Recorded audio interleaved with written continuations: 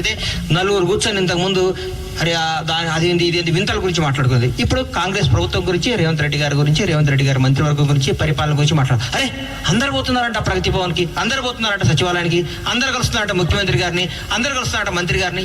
ఇంతకంటే ఆనందం ఏం కావాలండి? భారతదేశ వ్యాప్తంగా ప్రతి ముఖ్యమంత్రి రేవంత్ రెడ్డి గారి పరిపాలన గురించి ఆరాధిస్తున్నారు, ఆలకిస్తున్నారు, కాంగ్రెస్ ప్రభుత్వం గురించి సంతోషిస్తున్నారు. ఇంతకంటే ఏం కావాలి? మేము రాబోయే 10 ఏళ్ళు పరిపాలించడానికి ఈ 2 రోజులు అన్నం ఇక్కడ మెతుకు పుట్టుకుంటే చాలు కదా, అన్నం ఉడికిందో లేదు, ఈ 60 రోజులు పరిపాలన చాలు. మేము రాబోయే 10 ఏళ్ళు అధికారంలో ఉండటానికి చెప్పడానికి గర్వంగా చెప్తున్నాం మేము, అంతే. నమస్కారం, థ్యాంక్ యూ. సోషల్ మీడియా మాధ్యమాలలో ఆల్రెడీ మొదలు పెట్టినరు టీఆర్ఎస్ సోషల్ మీడియా మాధ్యమాలు. 50 రోజులు అయిపోయింది, ఇంకా నోటిఫికేషన్లు పడలే, మీరు ఆల్రెడీ 100 రోజులే చెప్పిరని.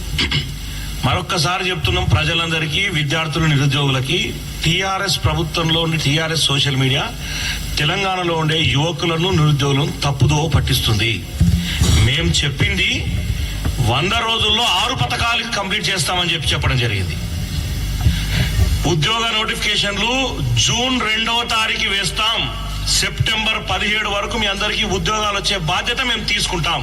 మా ముఖ్యమంత్రి చెప్పిన మాట అది, ఎలక్షన్ లో మేము చెప్పిన మాట అది.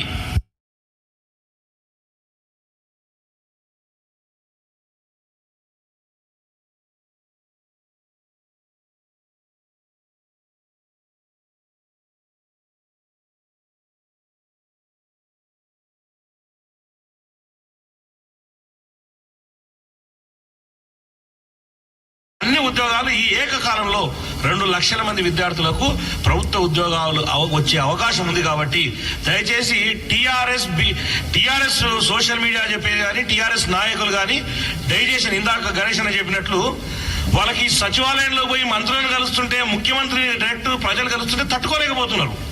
వాళ్ళు సొంత ఇంటిలాగా భావించారు సచివాలయాన్ని.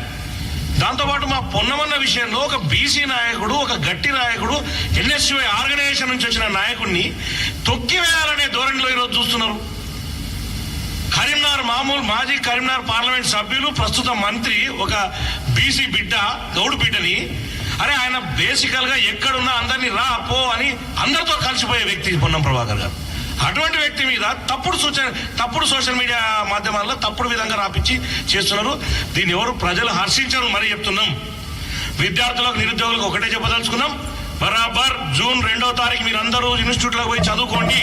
జూన్ 2 నుంచి నోటిఫికేషన్లు తయారుగా రాబోతున్నాయి. జూన్ 2 నుంచి ఈ సంవత్సరంలో దాదాపు 2 లక్షల ఉద్యోగాలు కాంగ్రెస్ ప్రభుత్వం వేయబోతుంది. ఎంపీ ఎలక్షన్స్ ముందు తప్పుబో పట్టించే ధోరణిలో టీఆర్ఎస్ నాయకులు మాట్లాడుతున్నారు. 100 రోజుల్లో పథకాలను రిలీజ్ చేస్తాను మాట ఇచ్చినాం, ఆల్రెడీ 2 పథకాలను ఇచ్చినాం. ఆర్టీసీ 11 కోట్ల మంది మహిళలు ఈరోజు ఆర్టీసీకి సంబంధించినటువంటి ఉచిత బస్సు సౌకర్యాన్ని వాడుకోవడం జరిగింది. కాబట్టి అన్ని పథకాలు ప్రజలకు ఇచ్చిన విధంగా, చెప్పిన మాట ప్రకారం నెరవేర్చే బాధ్యత కాంగ్రెస్ ప్రభుత్వం తీసుకుంటుంది.